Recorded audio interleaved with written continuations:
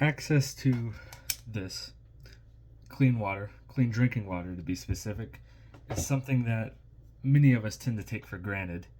But unfortunately, over 2 billion people around the world do not have access to clean water, whether it be for drinking water, showers, whatever. And so, in this speech, I will be discussing some of the causes of contaminated water sources, as well as some possible solutions to the problem, both short term and long term, of varying degrees of expensiveness, I guess would be the word. So, as I will specifically be talking about the Flint water crisis because that is a prominent thing we've seen in the United States over the past decade. I think it's been about 8 years, 9 years. So, some of the things that caused the Flint water crisis.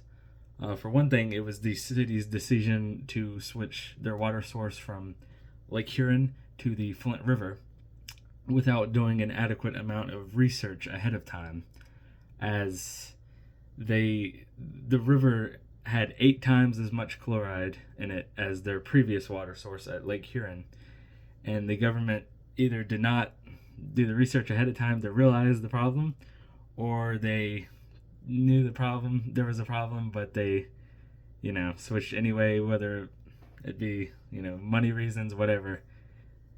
Maybe they ignored it. I don't know. And that was according to Lead in the Water by Jim Shelson, where he discussed the switch of the water sources as a major component of the problems in Flint.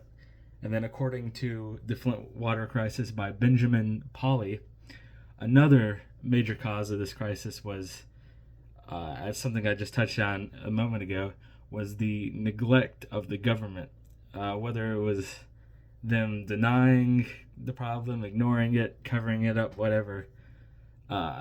Their neglect to do anything ahead of time, or their slowness to combat the problem led to thousands of children being exposed to contaminated drinking water for 18 months. So for a year and a half, they were drinking water that was contaminated with lead and all sorts of other pollutants, which caused, obviously, sickness, death, unfortunately, and several other impacts that I will touch on now.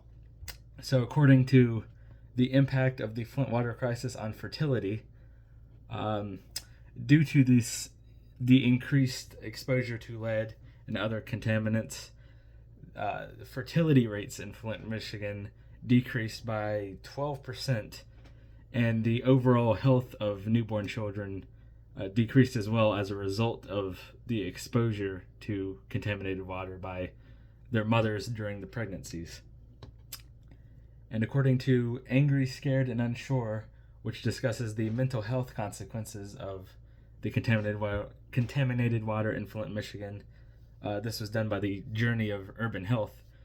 There were severe effects on the people of Flint, Michigan, mental health effects, particularly among the low-income African American populations in Flint, which is, I think Flint, Michigan is predominantly African American.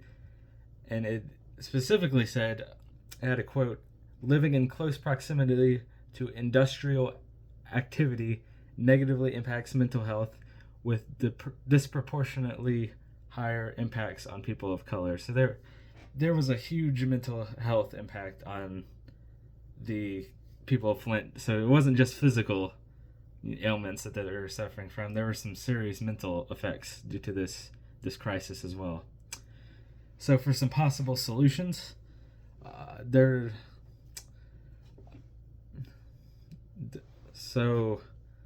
according to Simon Fraser University's website, their website has a big write-up on this issue, and they had several ideas for possible solutions to this problem.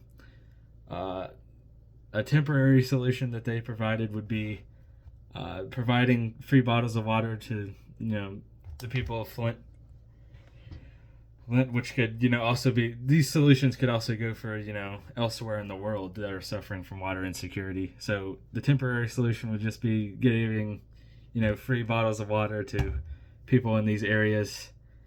But of course, that's not going to solve the problem long term.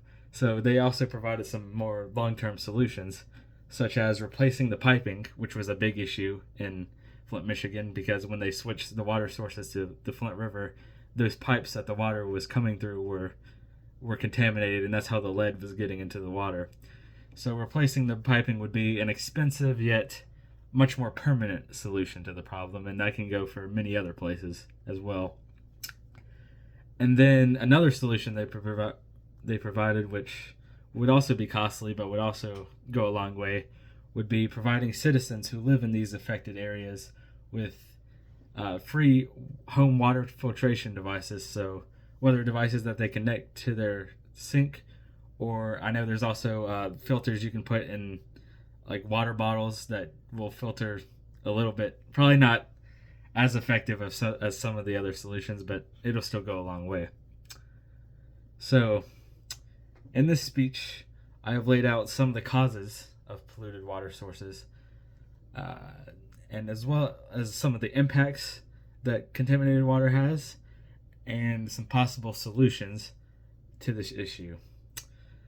So the one thing that I think you should take from this speech is do not take clean drinking water for granted, because unfortunately, it's something that many people, 2 billion, a quarter of the world's population does not have access to.